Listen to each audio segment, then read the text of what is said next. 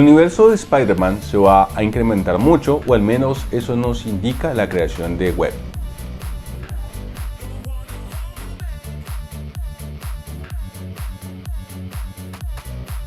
Y es que la creación de Web, en el caso de que no hayan estado atentos en el último capítulo, básicamente es Norman invitando a una serie de personas que considera lo suficientemente inteligentes para que se encarguen de trabajar en sus propios proyectos sin algún tipo de supervisión por parte de Oscorp o sin que estén trabajando sin que lo sepan para crear a la nueva arma capaz de destruir el mundo. Y la lista de nombres que tiene es bastante interesante porque es una combinación de referencias al universo cinematográfico de Marvel, referencias a la serie y quizás indicios de la aparición de algunos personajes importantes. Comencemos con algunos de los que ya conocemos. Obviamente tenemos a Peter Parker, también tenemos a Amadeus Cho, que en el caso de que no hayan visto nuestro video es un personaje bastante interesante porque luego se convierte en el nuevo Hulk cuando Bruce Banner básicamente abandona temporalmente esta posición y luego, después de ciertos incidentes, se convierte en el superhéroe Brawl.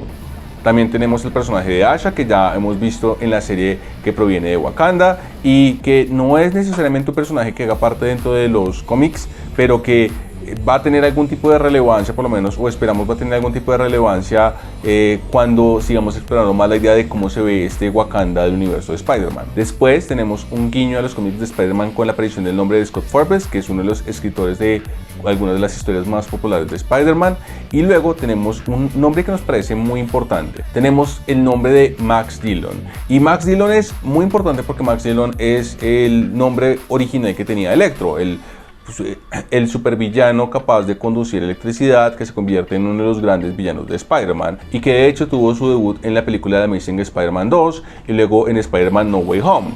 El hecho de que tengamos a Scott Dillon apareciendo quizás nos indica que él va a ser parte de Web y que va a ser uno de los personajes que va a involucrarse en la segunda temporada, quizás convirtiéndose o mostrándonos cómo es que se termina convirtiendo en este supervillano. También tenemos el nombre de Jean Foucault, que muestra finalmente la aparición como Finesse en el capítulo final. Y Finesse es un personaje interesante porque no es uno que uno relacione inmediatamente con los cómics de Spider-Man o con los cómics de Daredevil. Es básicamente una persona con la capacidad de aprender la mayoría de ciencias o de habilidades de forma muy rápida y luego terminar básicamente convirtiéndose en una prodigio en cada una de ellas, y ella termina utilizando estas habilidades para convertirse en una superheroína, pero al mismo tiempo se indaga un poco en su origen y se anticipa que ella también tiene el potencial de convertirse en una de las grandes villanas del universo de Marvel, casi como a la altura de Doctor Doom si utiliza el potencial para las cosas equivocadas. Entonces, es interesante ver cómo en esta serie de Spider-Man nos muestran a Finesse sirviendo casi como la sidekick de Daredevil y como parte de este universo de héroes de Nueva York. Tenemos el nombre de Leon Dufort, que es uno de los artistas animados para la serie animada, otro guiño a las personas que trabajaron en el show. Y luego tenemos la aparición de varios nombres que tienen relación principalmente con los cómics. Comencemos por Tiana Miranda y Priyar Wai, porque estos dos personajes hacen parte de una serie de cómics llamada Girls, que está enfocada en una organización de científicos liderado por Wasp,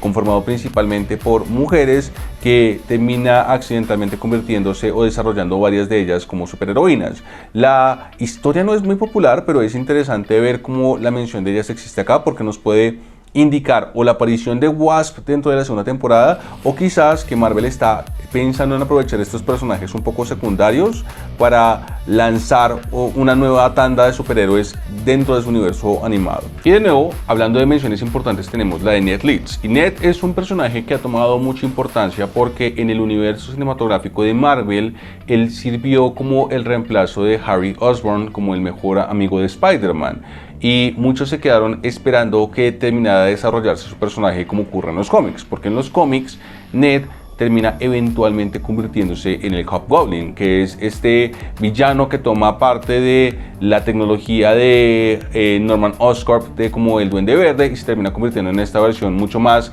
peligrosa y desbalanceada del Duende Verde. Entonces va a ser bastante interesante de nuevo ver si vamos a tener esta versión de Ned Leeds dentro del universo de Spider-Man, si vamos a tener, viendo los parecidos que hay entre este universo y el MCU, una versión de Ned que es mucho más similar a la que tenemos en el MCU, un chico medio geek que trabaja como el chico del escritorio, aunque ya para eso tenemos a Harry, o si vamos a tener la versión de Ned Leeds que eventualmente se convierte en el Hobgoblin. Tenemos una referencia bastante interesante y es el nombre de Tiberius Stone, porque Tiberius Stone es uno de los antepasados del CEO de Icemax, que eventualmente llevaría a la creación de Miguel O'Hara, lo cual es una forma un poco alargada de decir este nombre tiene una relación con Spider-Man 2099 y es una referencia, quizás una de las versiones más populares del personaje, entonces por ese lado tenemos este nombre. También tenemos el nombre de Kaiden Nixon, que tiene como alias Nix, es una mutante, y el superpoder de ella es súper interesante porque lo que Nix puede hacer básicamente es moverse a través de líneas de tiempo, y al moverse a través de estas líneas de tiempo, Nix puede o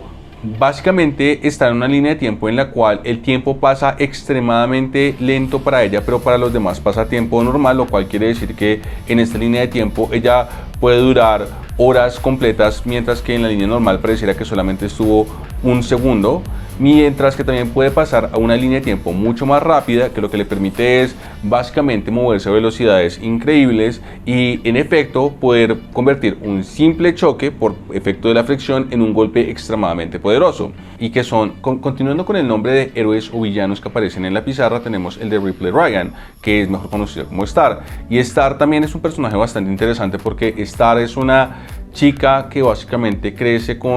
dentro de un hogar completamente abusivo. Eventualmente ella termina desarrollando a través de experimentos la capacidad de robar poder de otras personas. Durante un tiempo teniendo esta fachada de superheroína, descubre sus verdaderas intenciones, que es básicamente absorber la energía de todo Nueva York y de esa forma convertirse en uno de los seres más poderosos. La detiene, pero ella termina escapándose y eventualmente se fusiona con una de las piedras del infinito, la piedra de la realidad. Y gracias a este poder se convierte en una villana extremadamente poderosa, pero al mismo tiempo en una que no tiene mayor interés como en dominar el mundo, sino simplemente en saciar sus propios deseos. De hecho, una de las primeras misiones que tiene con los Thunderbolts es la de intentar recuperar el cuerpo de Sentry que Norman Osborn quiere utilizar. Entonces,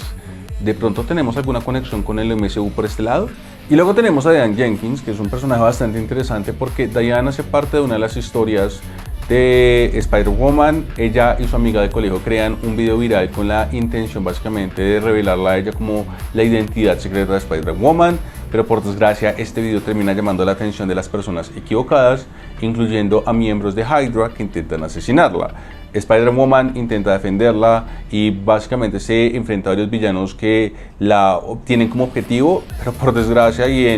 no queremos burlarnos de esto, en una de las muertes un poco más clichésudas de los cómics, mientras que Spider-Woman intenta detenerla, Diane termina huyendo despavorida y es atropellada por un bus que la mata de manera instantánea. Entonces es una referencia un poco interesante dentro de la lista de web, pero vamos a ver si de pronto la versión de Spider-Man animada le da un trato un poco más amable, o incluso puede que tengamos esta versión de Diane Jenkins efectivamente convirtiéndose en Spider-Woman en vez de simplemente tratarse un video viral. Y estos son algunos de los nombres de la pizarra de Norman Osborn.